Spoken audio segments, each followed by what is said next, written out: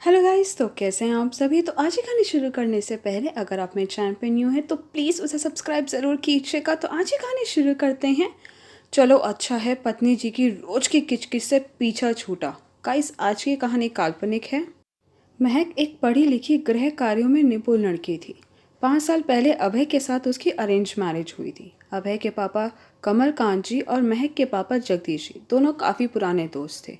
एक दूसरे को काफ़ी अच्छी तरह से जानते थे, समझते थे। फिर उन्होंने दोनों की रजामंदी से रिश्ता पक्का कर दिया। महक और अभय भी एक दूसरे को पसंद करते थे। महक के पापा जब रिश्ता हुआ तो बहुत खुश थे कि जान पहचान के घर में लड़की जा रही है, सबके स्वभाव जानती है, लड़की को परेशानी नहीं होगी। पहले सगाई समारोह हुआ, फिर 1 महीने बाद शादी और फिर दोनों हनीमून पर गए। अब एक बहुत अच्छे इंसान थे, महक का पूरा ख्याल रखते थे। पर जो बात महक ने पहले कभी नोटिस नहीं करी थी अब करने लगी। अभय पैसा खर्च करने के मामले में बड़ा ध्यान रखते थे। तो महक ने भी सोचा भी नई नई शादी है, धीरे धीरे सीख जाएंगे। उनकी एक छोटी बहन थी सिम्मी, अभय से लगभग 5 साल छोटी। तो महक ने अभय को कहा कि सिम्मी के लिए भी कोई गिफ्ट ले लेते हैं, पहली बार घूमने आए हैं। तो अभय एकदम से बोले, महक तुम भी ना, अरे अभी शादी में तो इतनी शॉपिंग करी है उसने। मम्मी पापा ने बस एयर टिकट करवा कर दी है, बाकी सारा खर्चा मुझे खुद ही करना है। यह भी नहीं सोचा कि बच्चे बाहर घूमने जा रहे हैं तो कुछ पैसे दे दे। तो महक ने कहा, पर अब आप नौकरी करते हैं, 3 साल हो गए आपको नौकरी करते हुए, तो आप अपना डेबिट कार्ड यूज़ कर लो। तो अभय ने कहा, अच्छा यह सारा फर्ज माता पिता का होता है। तो महक ने कहा, तो फिर मम्मी जी पापा जी ने निभाए तो सारे फर्ज, आपको पढ़ाया लिखाया, काबिल बनाया, शादी का खर्चा उठाया। अब आपकी नौकरी लग गई है तो अब आपको परेशानी क्या है। तो अभय ने कहा, मुझसे मेरी मेहनत की कमाई के पैसे खर्च नहीं होते। मैंने तो चलते वक्त तक इंतज़ार किया, 1-2 गड्डी नोटों की दे दे निकाल कर, पर नहीं, उन्हें तो अपनी प्यारी बेटी के लिए सब कुछ जोड़ना है अभी से। अरे सिम्मी की पढ़ाई पर इतना खर्चा करने की क्या ज़रूरत है, रसोई के काम सिखाएं। महक अभय की यह सोच देखकर हैरान हो गई। दिखने में इतना सुंदर, पढ़ा लिखा, कमाऊ पति पाकर कोई भी सोचे चलो जिंदगी संवर गई, पर ऐसी सोच वालों का क्या करें, कैसे गुजारा करूंगी। 2 साल बाद महक एक बेटे की माँ बन गई। तब भी मम्मी जी पापा जी ने सारा खर्चा किया, बढ़िया धूमधाम से कुआं पूजन करा। तो अभय ने खुशी खुशी अपने दोस्तों को सबको बुला लिया, पर बाद में बच्चे की छोटी छोटी चीज़ों को लेकर लड़ाई होती रहती।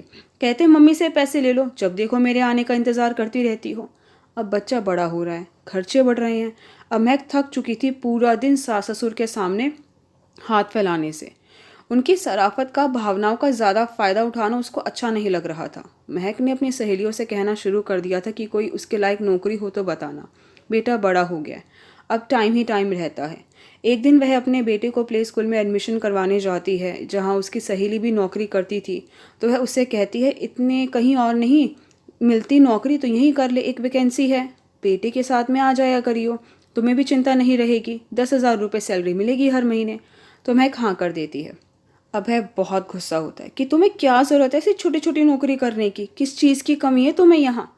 तो महक ने कहा, आत्मसंतोष की। अबे मुझसे मम्मी पापा के सामने छोटी छोटी ज़रूरतों के लिए हाथ फैलाना अच्छा नहीं लगता। अभी उन पर सिम्मी की जिम्मेदारी भी है और यह पैसे मैं खर्च करने के लिए कमाऊंगी, तुम्हारी तरह बैंक बैलेंस बढ़ाने के लिए नहीं। और गुस्से में अपने बिस्तर पर जाकर सो जाती है। अभय देखता ही रह जाता है और सोचता है, पता नहीं इन औरतों के दिमाग में क्या क्या चलता रहता है। अरे अपने मम्मी पापा से पैसे मांगने में मुझे तो कभी कोई शर्म नहीं लगती। चलो हर रोज़ की किचकिच से पीछा छूटेगा। वह भी सब छोड़कर संतोष के साथ बिना किसी गिलानी भाव के सो जाता है। और सालों साल बीत गए, महक तरक्की करती गई, कई स्कूल बदले, आखिर में एक प्ले स्कूल के प्रिंसिपल भी बन गई, सबके काम आती। बेटा भी पढ़ लिखा अपनी माँ पर गया था। पर अभय ना पहले बदले थे ना आज। इनका बैंक बैलेंस तो बढ़ गया, पर रिश्तों में दूरियां भी बढ़ती गई। गाइस कमेंट करके बताइएगा, क्या इतनी कंजूसी भी ठीक है या इस तरह माता पिता के पैसों पर हक जमाना अच्छी बात है। आई होप गाइस कि आपको मेरी वीडियो पसंद आई। आपको मेरी वीडियो पसंद आई तो प्लीज़ उसे लाइक ज़रूर कीजिएगा, शेयर कीजिएगा, मुझे कमेंट करके ज़रूर बताइएगा कि आपको मेरी वीडियो कैसी लगी। अगर आपने अभी तक मेरे चैनल को सब्सक्राइब नहीं किया तो प्लीज़ उसे सब्सक्राइब ज़रूर कीजिएगा। Thank you so much guys मेरी वीडियो देखने के लिए।